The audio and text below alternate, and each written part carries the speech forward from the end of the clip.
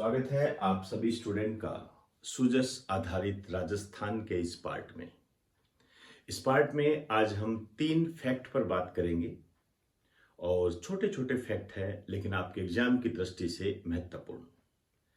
इसकी शुरुआत करना चाहूँगा मैं स्कूलों में अस्थायी टीचर्स की नियुक्ति से संबंधित गेस्ट फैकल्टी के रूप में एक योजना का नाम हमारे सामने आया है।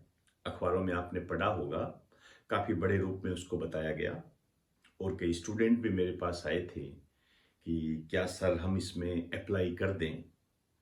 तो मेरे हिसाब से इसमें अप्लाई कर भी देना चाहिए, क्योंकि एक गवर्नमेंट जॉब की दिशा में यदि हम चलते हैं तो कहीं ना कहीं ये रास्ता भी सामने आता है।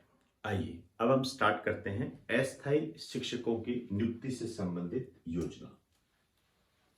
इस योजना का नाम है राजस्थान विद्या संबल योजना।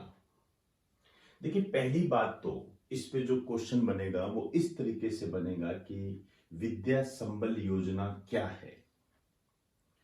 तो गेस्ट फैकल्टी के रूप में टीचर्स की नियुक्ति से संबंधित है ये। राजस्थान के जो भी सरकारी स्कूल है वो किसी भी टाइप के हो, चाहे रेजिडेंशियली क्यों ना हो, उसमें स्कूलों में जो शिक्षकों के रिक्त पद हैं उनको भरने से संबंधित है। आपको यदि इसमें अप्लाई करना हो तो वेबसाइट पे जाकर इसकी पूरी जानकारी ले सकते हो। इसमें तो क्या है, एग्जाम की दृष्टि से तो यही बनेगा कि ये योजना क्या है। तो सरकारी स्कूलों में शिक्षकों के रिक्त पदों को भरने से संबंधित है ये। और इसकी जो घोषणा हुई थी ये कोई बड़ी बात नहीं है, 2021-22 में। क्लियर? तो नोट कर लीजिए।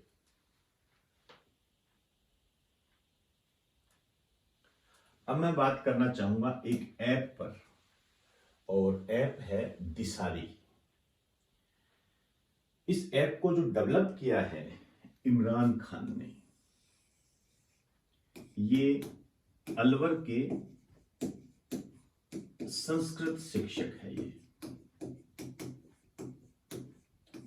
बकायदा 2015 में लंदन में एक आयोजन हुआ था, वहां पर प्रधानमंत्री नरेंद्र मोदी ने इनकी प्रशंसा भी की थी। तो कोई छोटा नाम नहीं है ये, आपके एग्जाम में आने की पूरी ताकत रखता है। तो इमरान खान एक तो ऐप डेवलपर है, ऐप डेवलप करते हैं, बहुत सारे ऐप इन्होंने डेवलप किए हैं। एक संस्कृत के शिक्षक है ये जो अलवर है, मैंने कई बार इसके बारे में आपको बताया भी है, लेकिन क्या करूं, इतनी इंपॉर्टेंट बातें होती है कि नए नए बच्चे जुड़े रहते हैं, उनको रिपीट करना बहुत जरूरी होता है।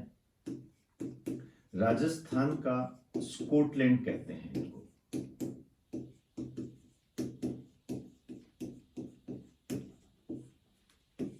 इसके अलावा एक सदाबहार क्वेश्चन, राजस्थान का सिंह द्वार कहते हैं।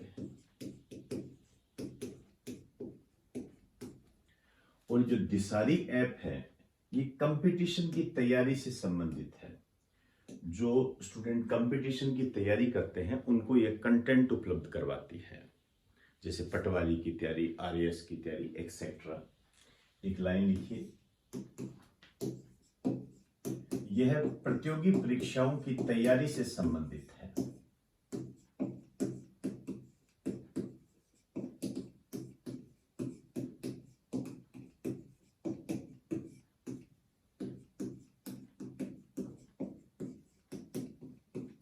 एक तीसरे से गवर्नमेंट की ऐप है ये, और प्रतियोगी परीक्षाओं की तैयारी से संबंधित है। हालांकि इसको डेवलप इमरान खान ने किया है, तो नोट कर लीजिए।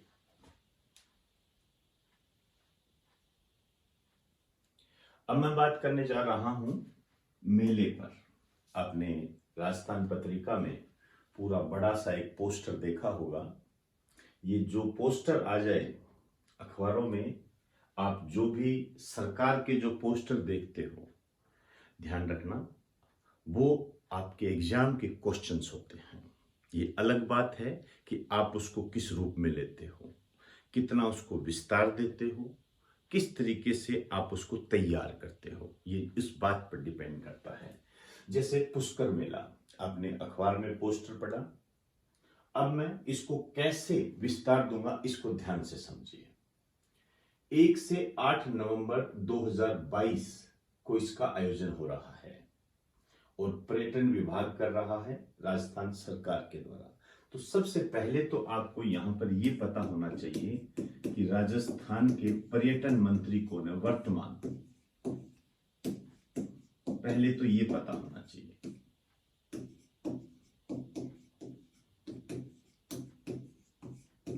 ये है विश्वेंद्र सिंह। तो एक वैल्यू एडेड ये हो गया। अब देखिए, ये जो पुष्कर मेला है इसकी क्या कहानी है। यदि मैं कहूं इसका आयोजन कहां हो रहा है तो मुझे नहीं लगता कि आपको ये बातें बताने की आवश्यकता होती है। पुष्कर के अंदर ही है, अजमेर। यहां पर अजमेर को आप जानते हो राजस्थान का हृदय कहते हैं इसे। हालांकि और भी कई नाम है इसके, अकेला ये नाम नहीं है, बहुत सारे नाम है, लेकिन मैं वो बात कर रहा हूं जो आपके एग्जाम में आता है। राजस्थान का हृदय और पुष्कर, इसको हम तीर्थराज के नाम से जानते हैं। पंचम तीर्थ भी बोलते हैं इसको।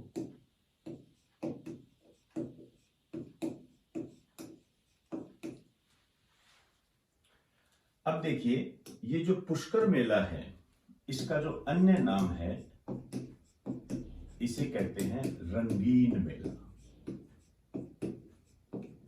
रंगीन मेला। मूल बात है इसका आयोजन कब होता है। शक संवत कैलेंडर के आधार पर आपको यह जानना पड़ेगा।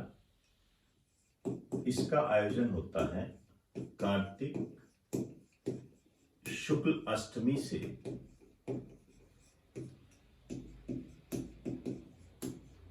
कृष्णा द्वितीय तक। तो इसका आयोजन जो हुआ है कार्तिक शुक्ल अष्टमी से कृष्ण द्वितीय तक है ये। अब इस मेले की सबसे खास क्या बात है, देखो इंटरनेशनल लेवल पर ये प्रसिद्ध मेला है। इस कारण से एग्जाम में आने की पूरी ताकत रखता है।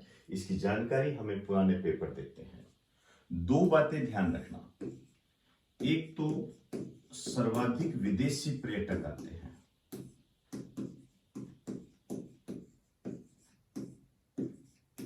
सबसे ज्यादा विदेशी पर्यटक आते हैं इसके अंदर। तो अंतरराष्ट्रीय ख्याति प्राप्त तो हो ही गया। एक सर्वाधिक ऊंटों की बिक्री होती है।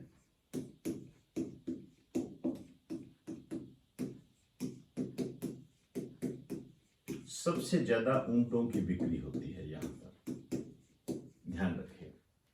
ऊंट के बारे में आप भली भांति जानते हो। ये राजस्थान का राज्य पशु है। राजस्थान के राज्य पशु के संबंध में दो कैटेगरी बनाई गई है।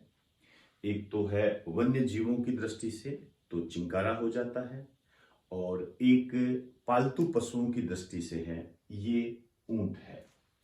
आप ब्रेक में लिख दीजिए पालतू पशु की दृष्टि से।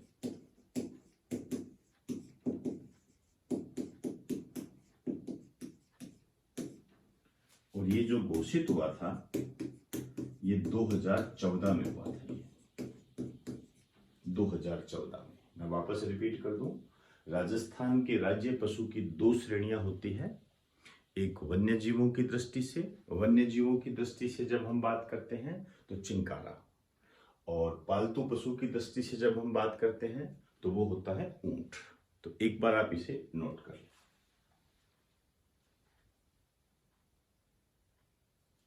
तो दोस्तों, आज हमने विद्या संबल योजना को जाना। बहुत इंपॉर्टेंट है।